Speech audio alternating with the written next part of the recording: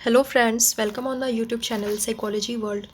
और आज की इस वीडियो में हम डिस्कस करने वाले हैं DSSB EVGC काउंसलर पेपर के बारे में।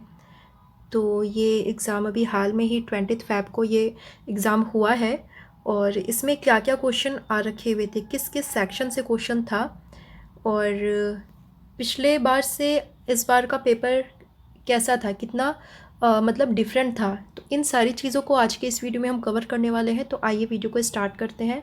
Let's start. तो DSSB EVGC काउंसलर जिसका कि एग्ज़ाम 20 फ़रवरी को हुआ और मेरे बहुत सारे स्टूडेंट्स ने ये एग्ज़ाम दिया हुआ है और उनके थ्रू बात करके ही मैंने ये एनालिसिस, आज का एनालिसिस मैंने तैयार किया हुआ है। तो जैसा कि बच्चों ने बताया कि इस बार के एग्ज़ाम में ज़्यादातर स्टैट्स से काफ़ी सारे क्वेश्चंस देखे गए। जैसे कि अगर हम लास्ट ईयर जो कि 30 जुलाई को जो एग्ज़ाम हुआ था, जिसका कि सॉल्ट पेपर मैंने ऑलरेडी अपने चैनल पे अपलोड किया हुआ भी है, अगर उस पेपर से कंपेयर करते हैं तो वहाँ पे स्टैट्स से काफ़ी कम क्वेश्चन देखे गए थे। और यहाँ पे इस बार के सेक्शन में स्टैट्स से काफ़ी ज़्यादा क्वेश्चंस थे और इसमें mean, median, mode, SD, central tendency से काफ़ी क्वेश्चंस आ रखे थे। ग्राफिकल रिप्रेजेंटेशन से भी क्वेश्चनिंग थी।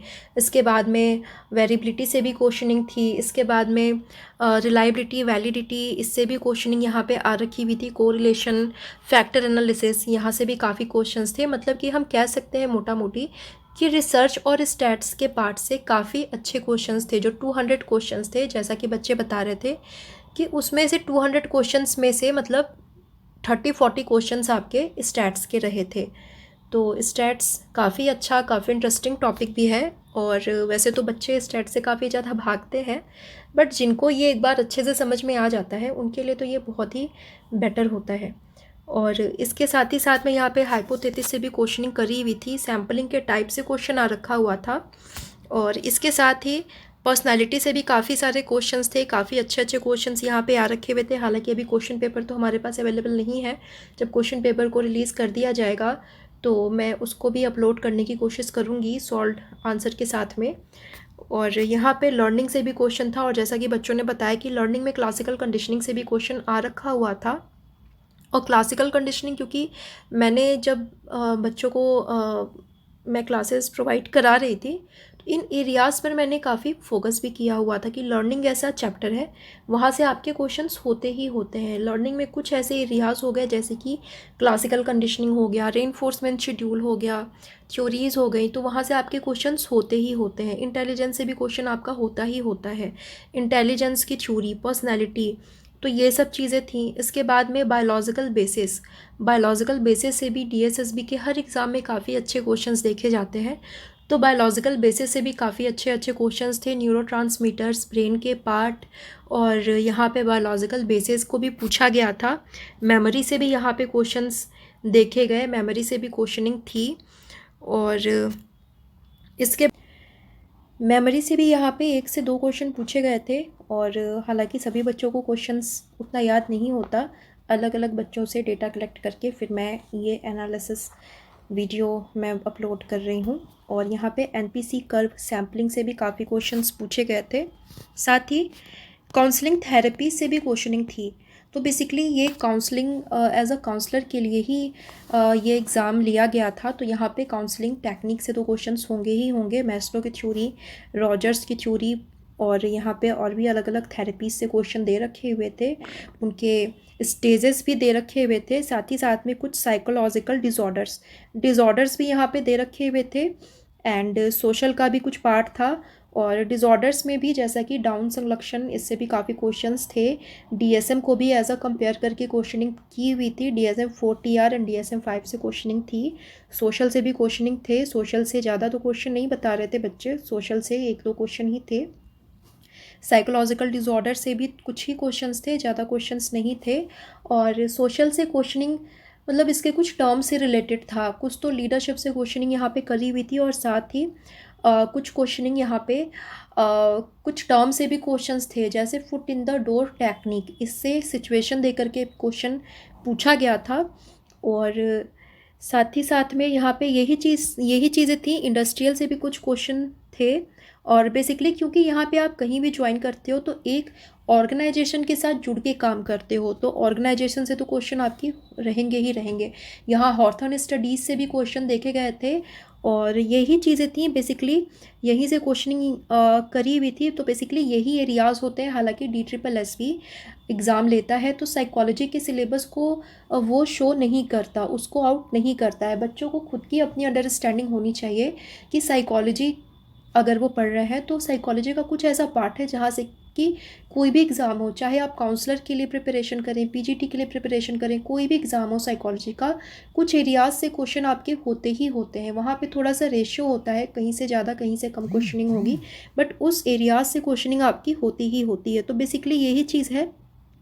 और यहाँ पे मैंने एक एनालिटिकल वीडियो भी बनाई थी कि लास्ट 20 डेज़ में क्या क्या पढ़ें।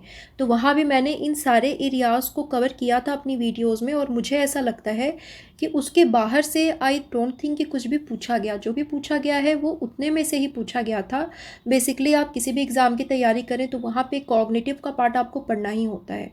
अब कॉग्निटिव की बात करें तो उसमें अटेंशन, परसेप्शन, मेमोरी, लर्निंग, ये चीज़ें आपकी होती ही होती हैं। फिर इमोशन से क्वेश्चनिंग आपकी होगी ही होगी। तो ये चीज़ें क्या है कि बिल्कुल कॉमन से टॉपिक हैं। इसके बाद इंटेलिजेंस से आपकी क्वेश्चनिंग होगी ही होगी। स्केलिंग का भी पार्ट मैंने बताया था, साइकोलॉजिकल टेस्टिंग, रिलायबिलिटी हो गया, वैलिडिटी हो गया। इसके बाद में रिसर्च और स्टैट्स का पार्ट हो गया, वहाँ से क्वेश्चनिंग होती ही होती है। और इसके अलावा सोशल को भी थोड़ा सा पढ़ना होता है, ज़्यादा तो नहीं, लेकिन सोशल से ऐसे एग्ज़ाम्स में 2-3 क्वेश्चंस आ जाते हैं। इंडस्ट्रियल से क्वेश्चनिंग होती है। और यहाँ पे ये काउंसलर का एग्ज़ाम है तो यहाँ पे काउंसलिंग टेक्निक से क्वेश्चन होगी, कुछ थेरेपीज़, कुछ थ्योरी से भी क्वेश्चनिंग होगी। साइकोलॉजिकल स्कूल्स हो गए, वहाँ से आपकी क्वेश्चनिंग होगी ही होगी। तो ये चीज़ें होती हैं। फिर पर्सनैलिटी हो गया, तो पर्सनैलिटी से भी बेसिकली क्वेश्चनिंग आपकी होती ही होती है। तो बेसिकली यही चीज़ें होती हैं। और यहाँ पे यही एनालिसिस है। बाकी एग्ज़ाम आपका लिया जा चुका है, मोस्ट प्रोबेबल कि रिज़ल्ट भी, उसका आंसर की भी जल्दी आउट किया जाएगा और रिज़ल्ट भी बहुत ही जल्दी आ जाए। और नेक्स्ट वाले एग्ज़ाम के लिए भी DSSS ने अपना कैलेंडर जो है उसको जारी कर दिया है WCD के एग्ज़ाम के लिए। तो अगर आप उसकी तैयारी करना चाहते हैं तो उसकी तैयारी अभी से ही स्टार्ट कर दीजिए। मेरे ऑनलाइन क्लासेस अवेलेबल हैं, अगर आप ज्वाइन करना चाहते हैं तो नीचे दिए गए नंबर पर मुझसे कॉन्टैक्ट कर सकते हैं। वहाँ पे आपको फ़ोन या व्हाट्सएप पे आपको क्लासेस की टाइमिंग एंड ऑल ये पूरी इन्फो आपको दे दी जाएगी। और यहाँ पे एक चीज़ और मैं क्लियर करना चाहूँगी कि देखिए, आप सेल्फ स्टडी करें या आप कोचिंग क्लासेस लेते हैं, किसी भी तरह से आप तैयारी करते हैं, तो यहाँ पे 2 चीज़ बहुत इंपॉर्टेंट होता है। एक तो आपका कंसंट्रेशन और दूसरा आपका डेडिकेशन। क्योंकि कोई भी टीचर आपको डायरेक्शन दिखाता है, अगर उस डायरेक्शन पे चलना नहीं चलना वो आपका काम होता है। अगर आपके अंदर डेडिकेशन नहीं होगा, कंसंट्रेशन नहीं होगा, तो फिर आप चीज़ों को नहीं समझ पाओगे। चाहे आप कितने भी अच्छे से अच्छे टीचर से आप अपनी कोचिंग ले लो, तो मेहनत पूरी आपकी करनी होती है। जैसे बहुत सारे बच्चे मेरे पास आते हैं तो उनकी अलग अलग क्वेरीज़ होती हैं। कुछ बच्चे ऐसे होते हैं जो कि काफ़ी डेडिकेटिव होते हैं, उनका काफ़ी अच्छा डेडिकेशन होता है। कुछ बच्चे होते हैं जो कि बिल्कुल ही टीचर पर डिपेंड होते हैं। तो ऐसे बच्चे जिनमें कि डेडिकेशन नहीं होता, कंसंट्रेशन नहीं कर पाते, कुछ भी होमवर्क दे दो वो नहीं कर पाते, तो फिर उनके लिए चीज़ों को क्लियर करना थोड़ा सा मतलब डिफ़िकल्ट हो जाता है। पॉसिबिलिटीज़ थोड़ी सी नहीं बन पाती वहाँ पे। तो इस चीज़ को आप ध्यान में रखें कि या तो आप सेल्फ स्टडी करें या फिर आप कोचिंग क्लासेस ले लें। तो ये 2 चीज़ यहाँ पे आपके लिए इंपॉर्टेंट होंगी, डेडिकेशन एंड आपका कंसंट्रेशन। तो ये चीज़ रहेगी। और अब तो even after 6 month, almost 6 month का टाइम है आपके पास नेक्स्ट वाले काउंसलर के एग्ज़ाम के लिए। तो काफ़ी अच्छा टाइम है, गोल्डन चांस है आपके पास में कि दोबारा से वैकेंसी आ रखी हुई है WCD में। तो इसके लिए आप अभी से ही जुट जाइए। और मेरे प्रीवियस वीडियोस भी आपको काफ़ी हेल्प करेंगे। DSSS का मैंने प्लेलिस्ट बना रखा हुआ है, वहाँ पे DSSS रिलेटेड बहुत सारे वीडियोस अपलोडेड हैं, प्लेलिस्ट में जाकर आप देख सकते हैं। साथ ही प्रीवियस ईयर सॉल्ट पेपर्स और कुछ टेस्ट सीरीज़ भी मैंने अपलोड कर रखा हुआ है, प्लेलिस्ट सबकी बनी हुई है। तो मेरे चैनल को ओपन करके प्लेलिस्ट में चले जाइए। DSSS साइकोलॉजी, साइको टेस्ट, इस तरह से अलग अलग सीरीज़ बनी हुई है, वहाँ से आप मेरे वीडियोस को देखिए और उसको पढ़िए। क्लासेस अगर लेना है तो क्लासेस भी ले सकते हैं, सेल्फ स्टडी अगर आप करना चाहें तो सेल्फ स्टडी भी कर सकते हैं। यहाँ पे कुछ भी ज़्यादा टफ नहीं है, बस एक ही डिफ़िकल्टी यहाँ पे एग्ज़ाम DSSS के एग्ज़ाम में एक ही डिफ़िकल्टी आती है कि यहाँ पे नेगेटिव मार्किंग होता है और 40% का आपका क्राइटेरिया होता है। तो इस चीज़ को बस थोड़ा सा ध्यान में रखना है, प्रैक्टिस करनी है, बाकी वैसा और कोई डिफ़िकल्टीज़ यहाँ पे नहीं है। तो चलिए आप सब मुझे कमेंट करके ज़रूर बताइएगा कि मेरा आज का जो क्वेश्चनिंग एनालिसिस था ये 20th फ़ैब के काउंसलर एग्ज़ामिनेशन के लिए वो कैसा था, कितना सटीक था। तो मुझे कमेंट करके बताइएगा, और इसमें क्या क्या चीज़ें मिस हुई हैं आप कमेंट करके वो भी मुझे बताइएगा, ताकि नेक्स्ट वीडियो में मैं और इम्प्रूवमेंट कर सकूँ और आपके लिए मैं वीडियो अपलोड कर सकूँ। सो आज के लिए इतना ही। अगर आप चैनल पे नए हैं तो हमारे चैनल को सब्सक्राइब कर लीजिएगा, जिससे कि आपको आने वाली वीडियोज़ की नोटिफिकेशन टाइम पे मिल सके, और वीडियो अच्छे लगे तो वीडियो को लाइक कर दीजिएगा। आज के लिए इतना ही। Thank you so much.